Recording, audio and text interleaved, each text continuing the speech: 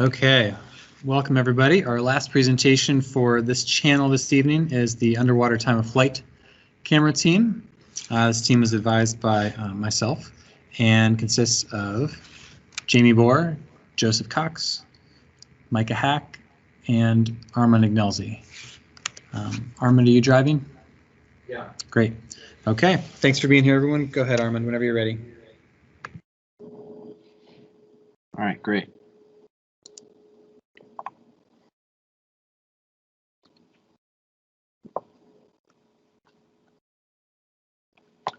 All right, good evening, everyone. Thank you for joining us. My name is Armand Ignelzi, Senior Electrical Engineering student at Grove City. And I'm going to get us started talking about our senior design project this year, which is the underwater time of flight camera. The team members, which I've had the pleasure of working with, are Jamie Bohr, Benjamin Cox, Micah Hack, and our advisor on the project, Dr. Luke Rumbaugh. This project was in association with the Naval Air Warfare Center and Clarkson University. Tonight I'm going to be covering some background information. I'm going to teach everyone a little bit about time of flight technology, so you have some idea of what we're working with. And then I'll be talking to you about the design of the system that we built this year, and then we're going to finish up with some testing and results. So our project hinges upon time of flight technology, and there are two methods that are used to do time of flight measurements, which is a way of taking a distance measurement. The first is direct time of flight, and it consists of a light source and a sensor, as you can see on the image towards the left, and there's a target that's some distance away, and the light source emits a pulse of light, and that light travels through the air and bounces off the object, and then it returns to the sensor. And the distance from the camera and the light source and sensor to the object is determined by the time that it took the pulse of light to be sent out and returned to the sensor. You can see on the graph on the right, there's the dotted line represents the sent pulse of light, and then some time elapses, and then you have the solid line, which represents the received pulse of light, and that is how we get the time to determine the distance. The second method, which is the type of time of flight that our camera used, we'll get to that later, is called indirect time of flight, and it's a similar concept, but it differs in that it's a signal at a given frequency that is continuously emitted from the light source. And that signal travels through the air, bounces off the target, and returns to the sensor as a signal of the same frequency, but with a phase shift. And for our purposes, a phase shift can be thought of as a time delay of the signal. And the distance from the object is determined by the phase shift of the signal emitted compared to the signal sent. You can see this on the graph on the right. The dotted line represents the signal that is sent out, and the solid line represents the signal that is received by the sensor. And you can see that the two waves are offset by some amount. In this case, it's designated by phi. So when you take these sensors and you arrange them into an array, you get a time of flight imager. And you can think of this the same way that you would think of a regular sensor for a camera. It creates a picture of a certain resolution. In our case, it's 320 by 240. But instead of each pixel representing a color, it's represented by a distance measurement. Each pixel is made up of one of these time of flight sensors. And if you display all these distance measurements in a 3D model, you get what is called a 3D point cloud. So 3D point clouds are sets of data points which create a spatially accurate representation of an object. Here's an example of one, and you can see that it's someone's hand, and it's artificially colored to relay depth in relation to the time of flight imager. The red coloration means the object is closer, while the blue represents it's further away. And you can see as he moves his hand becomes more red, telling us that his hand's getting closer to the sensor. This is another 3D point cloud that was actually captured using our time of flight camera. And in it you can see last year's team member, Josh Harhai, and he's standing in the foreground while the cabinets and cupboards in our lab are in the background.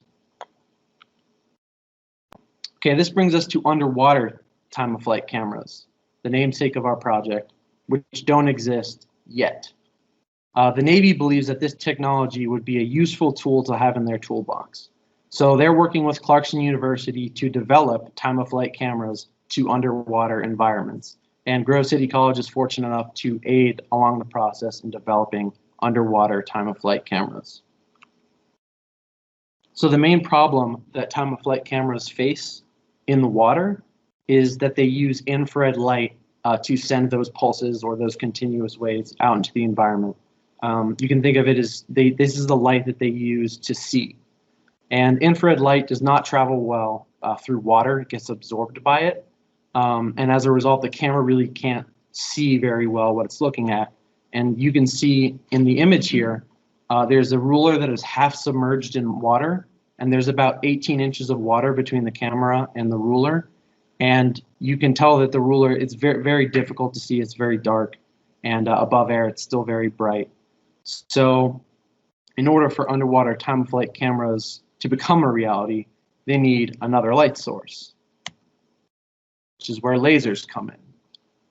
Laser diodes are exactly the type of component that we need to produce the light necessary for this application.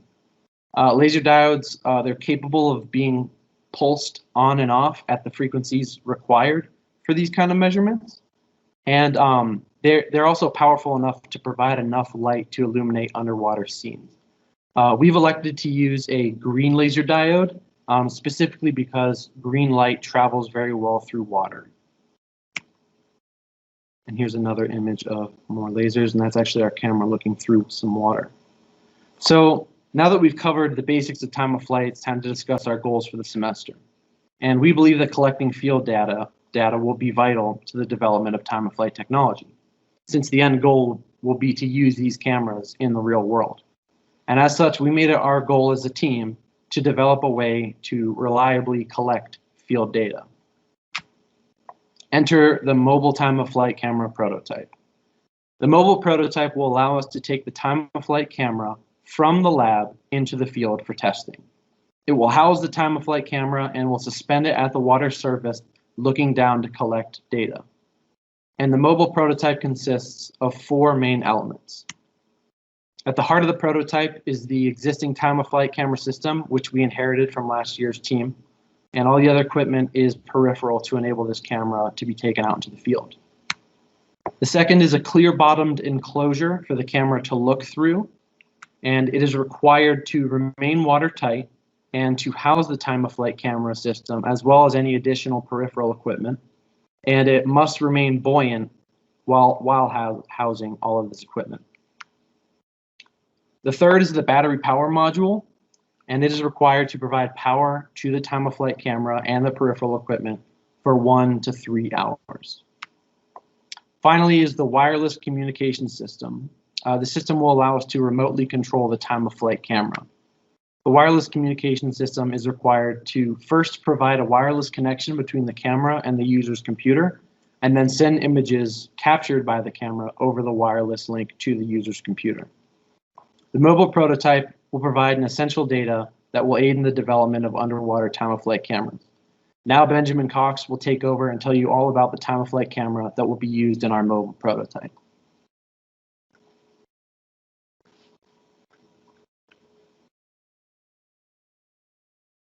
All right, I'm Benjamin Cox, and last year the team that was working on this, excuse me, there, the team that was working on this last year developed the camera equipment that we've mostly been using. They started this project and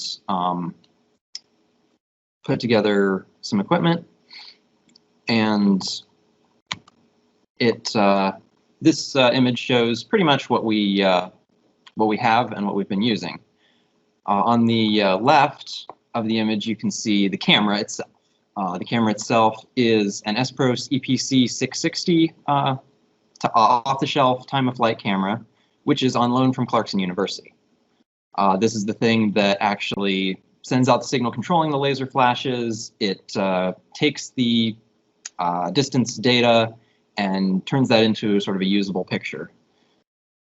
Then in the middle, secured by red tape, we can see the what we call the breakout board that mostly just serves to relay the signal, the laser signal, from the camera to the laser illuminator board, which is our third component of the system over on the right.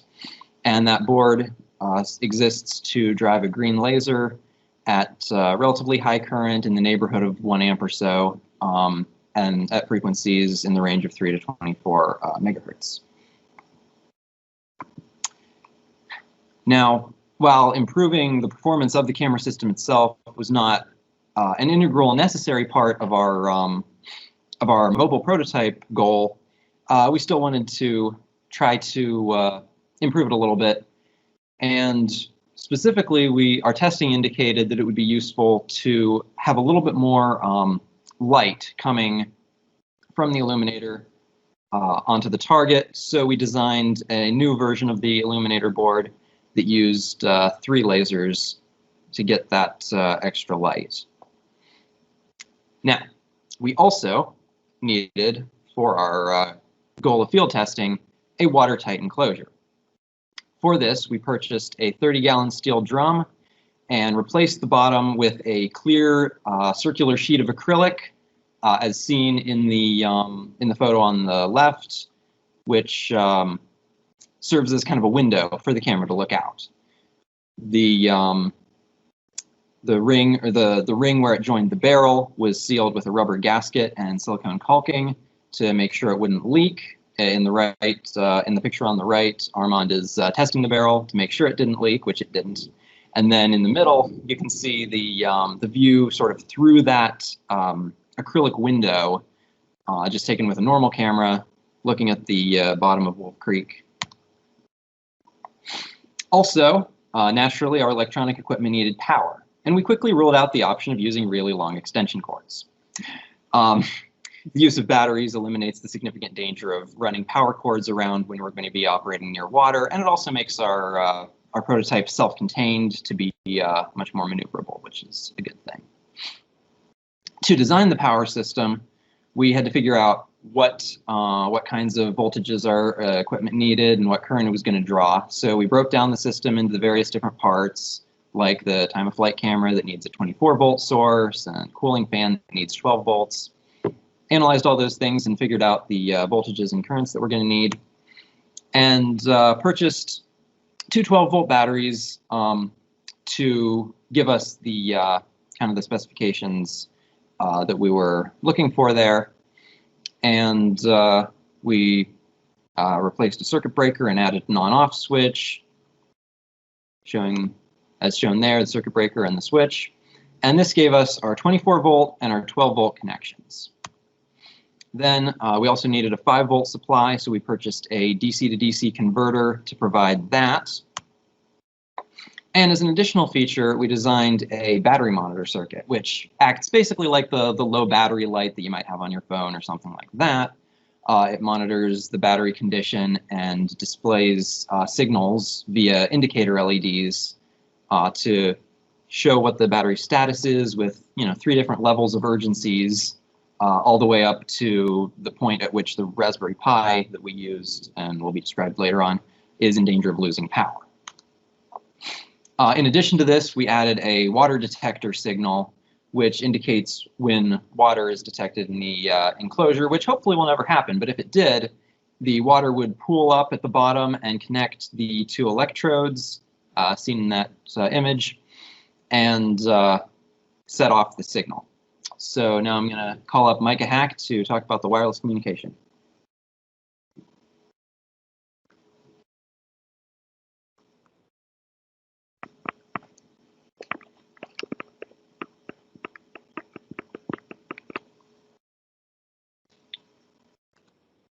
Good evening, everyone.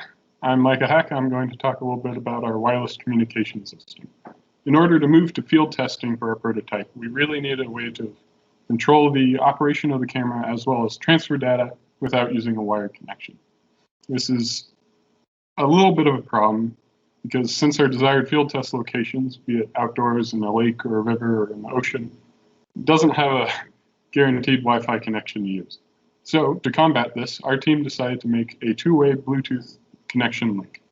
This was implemented on a Raspberry Pi running a Python script. You can see the Raspberry Pi we used in our prototype in the left bottom image. And then on the right images, we have examples of the Python script on the Pi, which is the server script, which is the top image, waiting for and accepting a connection from a user client, which is on the bottom image, who is connecting to the server and then executing commands on the camera. Now, our camera system currently has the following Bluetooth control commands implemented. You can first close the Bluetooth connection, which is a fairly simple command. The important ones here, though, are the take amplitude images and take distance images. These are related to the time of flight camera operation, and they take in a variety of parameters, including the number of images to take, the delay between images, the modulation frequency, and the integration time. Finally, once the camera has executed this command successfully, we can use the send images command to package up all these images into a data file and then ship it over the Bluetooth link. And then once this has been received by the user, they can run the save images to export those images to a PNG format on their computer. And then finally, we have a simple ping command, which starts a series of send and receive messages that are relatively short in order to test connection quality.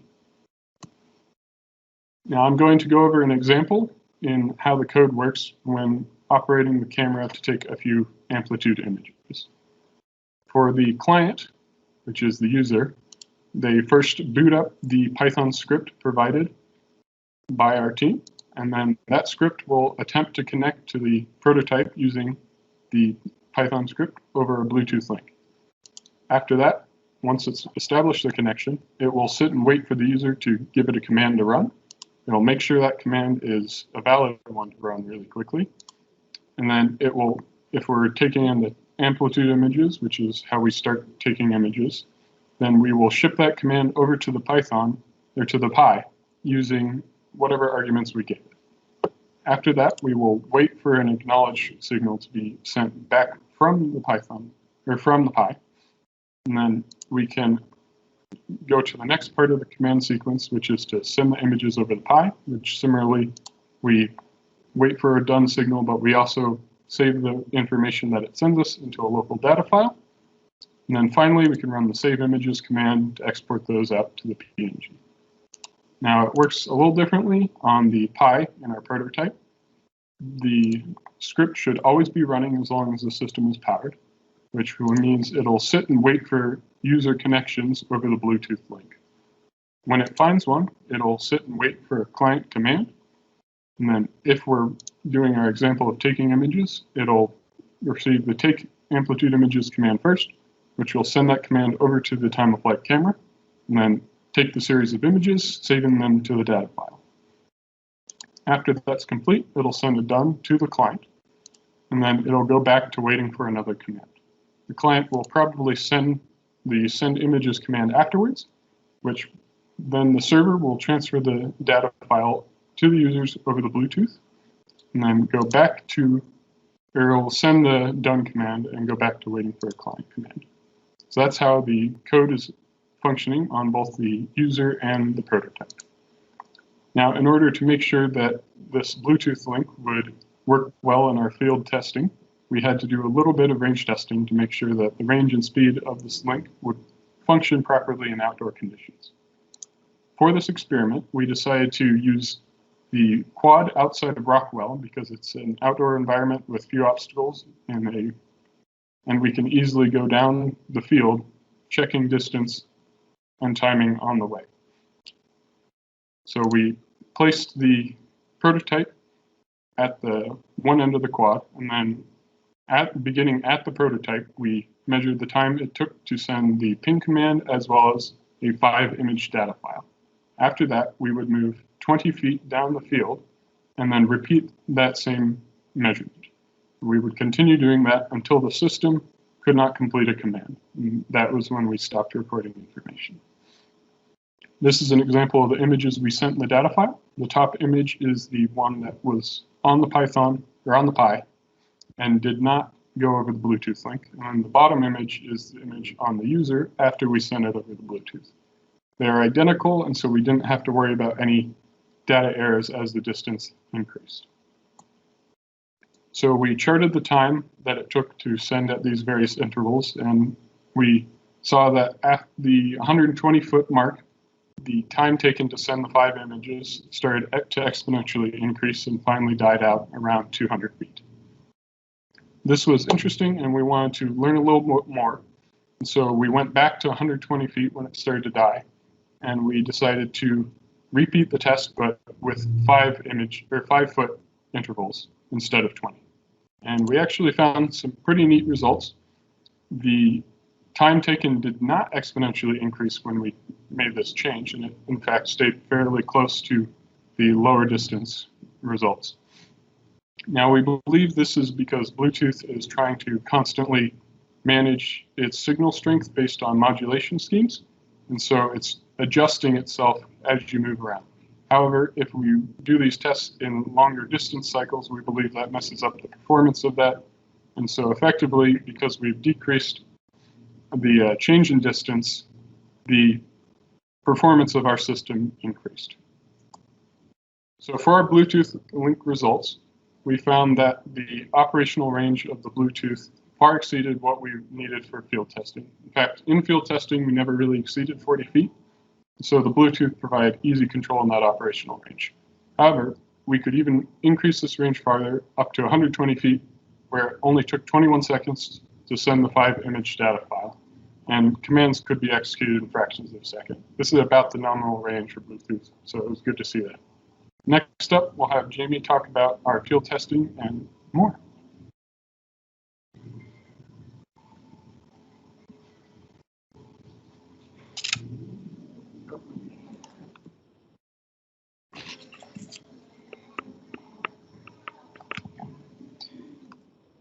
Hi, I'm Jamie. I'm here to talk about some of the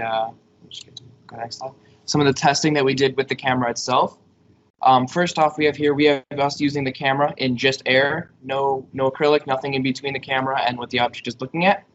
The camera works perfectly fine with that. We just wanted to make sure that it worked with the green laser, as the camera was originally designed for the infrared. With that working on, we moved on, and then we have the tank here, which we use to test the laser with the green light in water, just the water with nothing in between, and this is clear water that we use in the lab. This is more of a control. We wanted to make sure that we could just make sure that it would work with the lasers, and in the lab is the first step to get that to work before moving on. And then here we have a picture that we took in the water. This is in the lab as well. We took a picture of a Lego Titanic. As you can see on the left, that's just a normal picture of it. And then on the right, then that is the photo in the water with our camera. The distance from the camera to the Lego ship was approximately 160 centimeters. And then here we have the mobile prototype results. In the background of this, we have the photo of us doing some of the testing. And then here for the first part of the field testing, we have the enclosure. The barrel was able to operate the entire time we were testing, which was about 2 to 3 hours of putting it in, taking it out, moving it around in the water, and to take photos. And throughout the entire time, we did not find any leaking. We checked to make sure we checked by A, looking at it, and B, taking like a piece of paper that would absorb water. It would tell us pretty quickly. Throughout the time, the barrel had the camera set up and everything in it, to make sure that it would all, stay floating with everything inside of it, with all the weight added from the camera, and mainly the battery is the big part of that. The next part is the wireless communications. For this one, we have that users can send a request to the camera in order to take some of the photos. And then we also have photos that can be sent back to the user. The camera was able to do it perfectly fine. As you can see here in the picture, Micah is on his computer. He's sending the signal out to the barrel that Armand is controlling. And then next we have the battery. the battery was able to power our entire setup for the whole 2 to 3 hours without any issues of needing to be recharged. Pretty much that's just that. The battery worked perfectly fine. The camera is not being used consistently for like the entire time taking photos, which is what we intended. We obviously did not plan for always being taking photos for the solid 2 or 3 hours because that might be a bit unreasonable. Here's a picture of the photo with our setup through the acrylic on the barrel. This is just through the acrylic and air, no water. On the left is something we use to sight it to make sure that we're getting the camera pointing the right spot. And then on the right, we have a picture of, I believe that is Armand. We should have a picture of him there so you can see that it's working with the acrylic and air. And then here's another picture of a rock. We took this picture by holding the entire barrel above the rock. The background, as you can see, you have the trace of the rock, and in the background you have the water. So they can recognize some of the differences in the water. The little point of the rock, or the little point on the left, is in the water itself. Some little indicators there that it's going into the water at least a little bit. And then we have the final photos with the barrel submerged in the water. Unfortunately, these photos didn't come out well, which is unfortunate. Basically, the water was maybe a bit cloudy. Maybe something happened with the acrylic in the water that created an unplanned bouncing or reflection. But no matter either way, overall it was not working with that, which is a little unfortunate. And we'd like to see some nice clear pictures here, but at the end of the day, we don't have them for this point specifically. In conclusion, overall for our design, the enclosure worked perfectly. It was watertight. It housed everything. It was buoyant. We were able to bring it out there without any issues. There wasn't any unforeseen problems in terms of that. The seals on the acrylic held just as we planned for and hoped they would. And we tested for, obviously, before putting the camera in just to make sure that it wouldn't break, obviously. And then we have the wireless communications. These also worked as intended. The user was able to send a signal to take pictures. They could control how many pictures. They could choose the gap in between, as well as control the integration time. Also, they could request that it send the pictures back to the user, which is also important. The battery power module powered the entire system without any issues. We was able to go for the whole 2 to 3 hours, which is what we were hoping. That was kind of our time frame goal. It was able to do that without needing to be recharged or any issues with that. And then we also have, for our conclusion, we have basically we were able to get photos in air, both amplitude and distance photos. We were able to get photos with clear water in the lab using both amplitude and distance photos. The photos in the last images were all amplitude.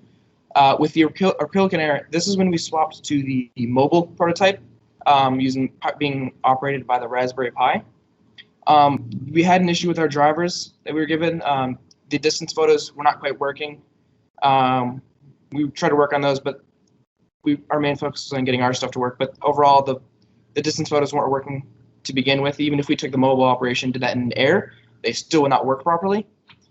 But if you look at the amplitude photos with the acrylic and air, they worked, and then the amplitude photos were kind of inconclusive because of, like we said in the last one, about just not getting it to be clear enough or potential looking into that. And then potential future work that we were discussing that could hopefully be done would be, first off, to narrow down what was causing the bad images in the pond water, which was the red images. Potentially just narrowing down which problem is causing that. We're thinking that it's probably the murky water or the acrylic combination of the water. Basically just some testing just to get that down, figure out what that is.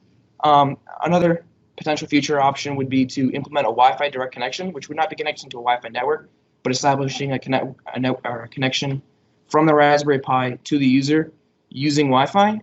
This would require some more work and a bit more setup than using the Bluetooth, but it could allow for a higher speed, which would be potentially useful if you wanted to do, say, live. And then they could also add a system to change or allow the user to change the camera lenses easier, maybe even adjustable remotely if that's possible, or with time permitting. And then we would also like to be able to use the board that Ben designed with the 3 laser illuminator board, the revision 4 that we were not able to use because of certain power issues, not from the battery, but other stuff. And then here's Armand back.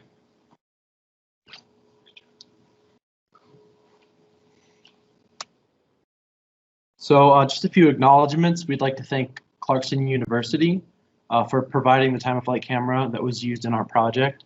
And from Clarkson University, specifically Dr. Jemison and Kevin Mack for their advice and consultation, as well as their software support. They supplied the drivers for the distance images that we were using.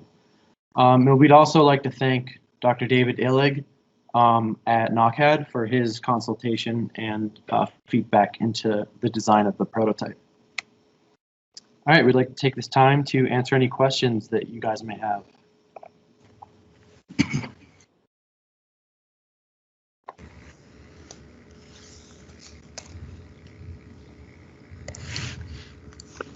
Great, thank you guys. If there's any questions from the audience, you can go ahead and ask them now. No need to raise your hands, just go ahead and ask, please. Team, if you want to go ahead and turn on your webcams, if they're available, that would be great too. Yep. Yeah, I think I have a quick one. If I understand correctly, the time-of-flight camera works by measuring the phase delay in a signal that's sinusoidal. And am I correct in assuming that you're varying the intensity of the laser sinusoidally in the megahertz region? Is that correct? So we are actually we're modulating the frequency, so make it modulate faster or slower, and the actual intensity of light is controlled with a potentiometer that is on the laser illuminator board. So that's how we control the brightness of the laser. But also I would just add to that. Once we've sort of put together all the settings for a particular image, when it takes one image, the camera outputs, well, the laser pulses in a roughly sinusoidal fashion. It's somewhere between a sine wave and a square wave. But yeah, in theory, it's the laser is pulsating sinusoidally. Yes. But you measure time of flight by measuring the phase difference, right? So the camera would have to have a reference. Does the camera communicate how does the camera communicate with the laser itself to let it know when it's supposed to go, when it's supposed to modulate? Is that direct connection or what? Yes. So the when I mentioned the laser control signal that the breakout board relays from the camera to the illuminator, that's basically what you're talking about. The camera sends out a essentially square wave signal over a hardwired connection, just a coaxial cable, and the laser illuminator board takes that in and uses that to pulse the laser on and off. The square wave is just being used to approximate a sine wave because it's easier to implement, I guess. It's that was part of the design of the camera. But it knows when it's pulsating that signal on and off, and in theory, it also receives, in the original design of the camera, it receives a feedback signal from the lasers indicating when they actually turn on, accounting for the propagation delay and stuff. But we have not actually implemented that feedback, but that's just kind of a refinement. Okay. All right, thanks.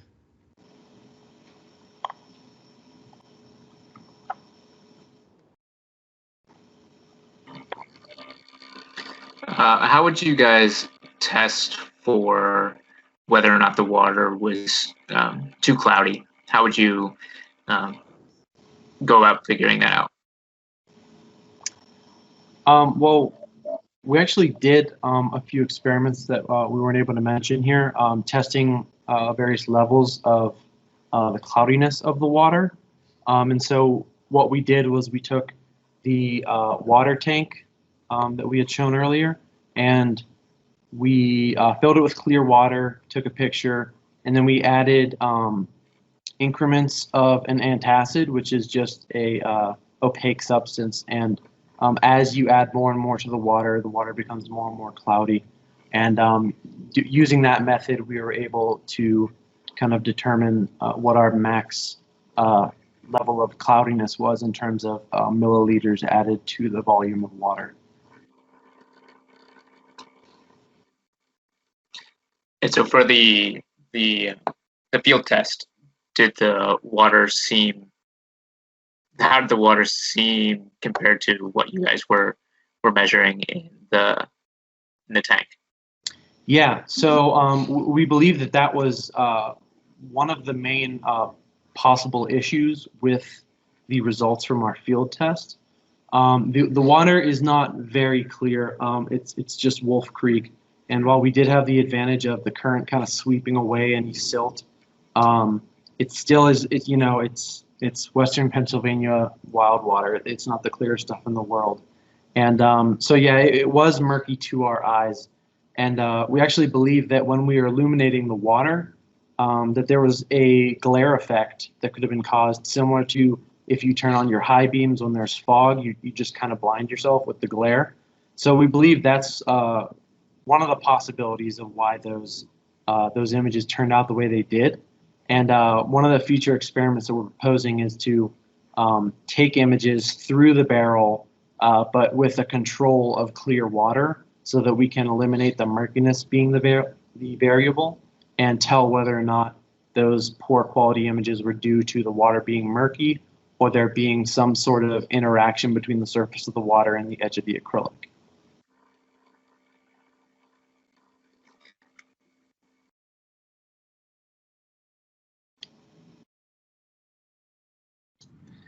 Hey, good work, guys. I'd love to sit around and talk for hours on this. I really like the black PCBs. Those look very neat, and seeing the PCB with 3 laser diodes on it is pretty neat. I was wondering, I have 2 questions. One is, do you have any idea what the power draw of the system is when you're imaging? And then the other question I had was, how much does the whole tank system weigh? Do you have any idea how much water it's displacing? So I'll take sorry, go ahead. All right, no, sorry, Theo, I thought you had a little bit more, but real quick on the weight, and then I'll turn over to Ben for the power draw. So the weight of the framework and the battery and the camera and everything else and the enclosure itself, we calculated to approximately 75 pounds. And that's including the enclosure. So we took it down to the creek with, which in the enclosure, the barrel itself weighs about 30 pounds. So we took it down to Wolf Creek with about 40 pounds of ballast to see where it would float. And we had calculated that since it's a 30-gallon tank and you have about 8 pounds of buoyancy force per gallon of water, that it was approximately 10 gallons, which is about a third of the container. And it actually floated, there are ridge lines on the barrel, and it actually floated just at the lowest one, which is pretty much exactly where we expected it to. So that was great. And Ben, if you want to talk about the power draw. Yeah, so we kind of had to estimate some parts of the power draw and then measure others. But basically, we calculated that it should draw about 3 amps at like maximum when the camera was running with the laser, and that's kind of a generous estimate. We have not actually put like an ammeter directly in series with the battery, but it's not draining faster than we would have expected or anything. So it seems like about like in the neighborhood of less than 3 amps at 24 volts. Neat, thanks. It's neat to see all the kind of the work that you guys have done to come around the camera and make it to where it can actually go outside and do exciting things. So good work, guys. Thanks, Theo.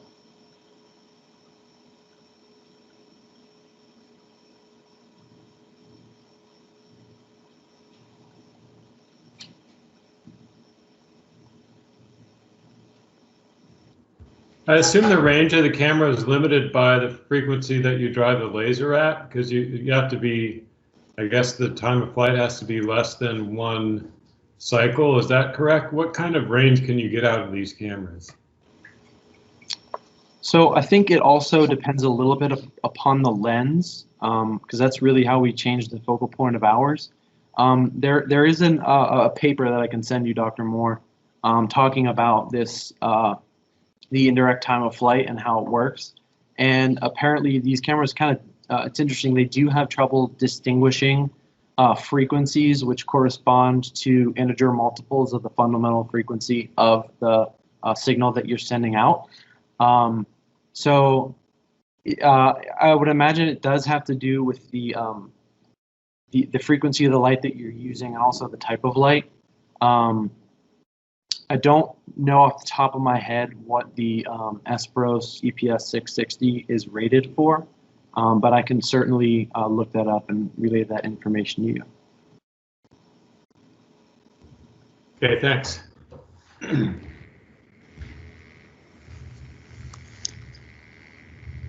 Just as a back of the envelope note there, so the highest frequency used was 24 megahertz. So that would have a wavelength of 12 or so meters, something like that. Yeah, right, 300 divided by 24. So I guess in our experience, that doesn't seem to be the limit, right? No. We've seen way smaller than that. Yeah, we were limited either by power, probably for sure power, but also as Armand said, the optics of the camera have a pretty short focal length. That is really a small focal depth, is I guess what I mean to say, which you can set to be far away, but you're pretty limited in the volume that you can scan.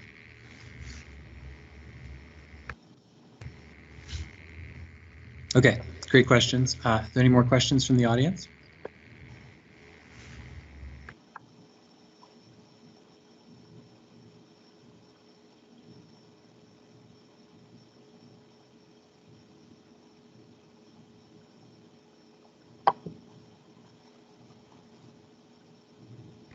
Okay, excellent. Well, thank you guys so much for your presentation. Thanks for all the work this year.